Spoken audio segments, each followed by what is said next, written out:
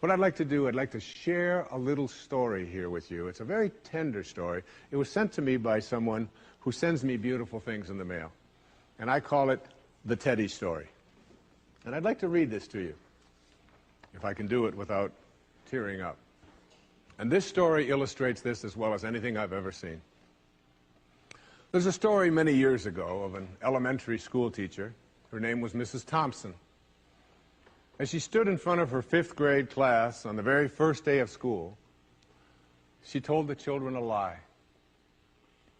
Like most teachers, she looked at her students and said that she loved them all the same.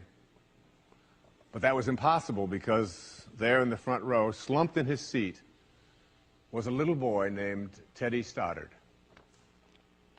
Mrs. Thompson had watched Teddy the year before and noticed that he didn't play well with the other children, that his clothes were messy and that he constantly needed a bath. Teddy could be unpleasant. It got to the point where Mrs. Thompson would actually take delight in marking his papers with a broad red pen and making bold X's and then putting a big F at the top of his papers. At the school where Mrs. Thompson taught, she was required to review each child's past records, and she put Teddy's off until last. However, when she reviewed his file, she was in for a surprise. Teddy's 1st grade teacher wrote, "Teddy is a bright child with a ready laugh. He does his work neatly and he has good manners.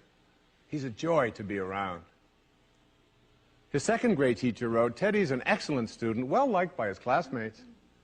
But he's troubled because his mother has a terminal illness and life at home must be a struggle." His 3rd grade teacher wrote, "His mother's death has been hard on him. He tries to do his best, but his father doesn't show much interest, and his home life will soon affect him if steps aren't taken." Teddy's 4th grade teacher wrote, "Teddy's withdrawn and doesn't show up much interest in school. He doesn't have many friends, and sometimes he even sleeps in class." By now, Mrs. Thompson realized the problem, and she was ashamed of herself. She felt even worse when her students brought her Christmas presents wrapped in beautiful ribbons and bright paper, except for Teddy's. His present was clumsily wrapped in heavy brown paper that he got from the grocery bag. Mrs. Thompson took pains to open it in the middle of the other presents.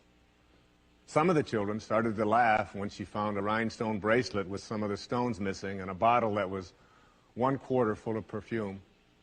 But she stifled her children's laughter when she exclaimed how pretty the bracelet was, putting it on and dabbing some of the perfume on her wrist. Teddy Stoddard stayed after school that day just long enough to say, "Mrs. Thompson, today you smell just like my mom used to." After the children left, she cried for at least an hour.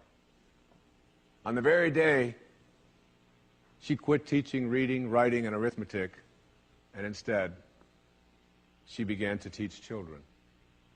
Mrs. Thompson paid particular attention to Teddy.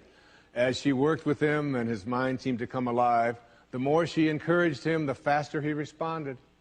By the end of the year, Teddy had become one of the smartest children in the class, and despite her lie, became one of her teacher's pets. A year later, she found a note under the door from Teddy telling her that she was still the best teacher he ever had in his whole life. 6 years went by before she got another note from Teddy. He then wrote that he had finished high school 3rd in his class, and she was still the best teacher he ever had in his whole life. 4 years after that, she got another letter saying that while things had been tough at times, he stayed in school and stuck with it and would soon graduate from college with the highest of honors. He assured Mrs. Thompson that she was still the very best and favorite teacher he ever had in his whole life. Then 4 more years passed, and yet another letter came. This time he explained that after he got his bachelor's degree, he decided to go a little further. The letter explained that she was still the best and favorite teacher he ever had, but now his name was a little longer. The letter was signed Theodore F. Stoddard, M.D. But the story doesn't end there. You see, there was yet another letter that spring. Teddy said he'd met this girl and was going to be married. He explained that his father had died a couple of years ago, and he was wondering if Mrs. Thompson might agree to sit in the place at the wedding that was usually reserved for the mother of the groom. Of course, Mrs. Thompson did, and guess what? She wore that bracelet, the one with the several rhinestones missing, and she made sure she was wearing the perfume that Teddy remembered his mother wearing on their last Christmas together. They hugged each other, and Dr. Stoddard whispered in Mrs. Thompson's ear, "Thank you so much for making me feel important and showing me that I could make a difference." Mrs. Thompson came with tears in her eyes and whispered back, "Teddy, you have it all wrong. You were the one who taught me that I could make a difference. I didn't know how to teach until I met you." Isn't that a beautiful story? Yeah.